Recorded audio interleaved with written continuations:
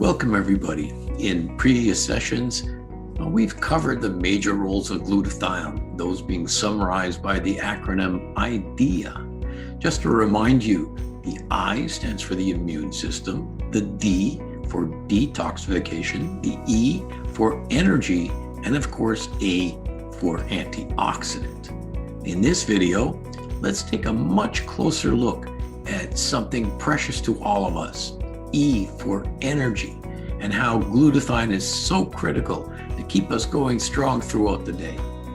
If you want to get more into the topic, feel free to read the chapter on glutathione and energy in my latest book. There are so many ways in which glutathione gives you energy, from simply improving your health to more complex explanations on a tissue level like muscle strength, to a cellular level like the elimination of toxins, and even right down to a molecular level where things like a single atom or electron are considered. Now, who hasn't felt tired for no reason, or didn't wish to have more energy to get through the day or even the next hour?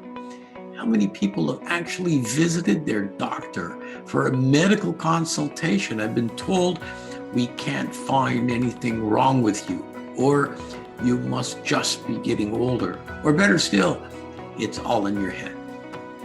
All of these at times may be true, but as science and research has taught us over the past little while, we absolutely need to consider glutathione as part of the process.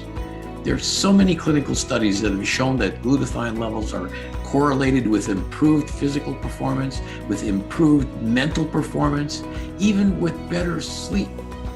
But we're going to go much deeper into the actual mechanisms today by which our body, our very cells, derive their energy. So a little biology lesson would be appropriate here. Our body is made up of specialized parts like skin, bones, lungs, liver. Each of these components are constructed of unique tissue, and each of these tissues are made up of specialized cells. So a cell is a basic building block of your body. But this begs the question, what makes up a cell? Well, each cell itself has its own unique parts. Some for storing genetic information, like the nucleus of a cell, some geared to manufacture proteins, like our ribosomes. So is there a cellular machine devised to produce energy? In fact, there is. It's called a mitochondria. Of course, although our mitochondria play a number of different roles, think of these mitochondria like little batteries which are needed to provide power to the cell in which it lives. Cells that sit around not doing much, like a fat cell, have very few mitochondria. Liver cells, which are actively metabolizing biochemicals 24/7, can have thousands of mitochondria because they require more energy. Without getting into a complicated discussion of biochemistry, let's look at a few basic truths about energy production.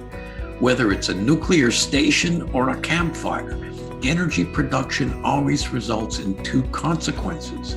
Number one, heat, and number two, waste products. Consider a gasoline engine. It requires water cooling, or the engine will eventually overheat, and it requires an exhaust to carry away the burnt fuel.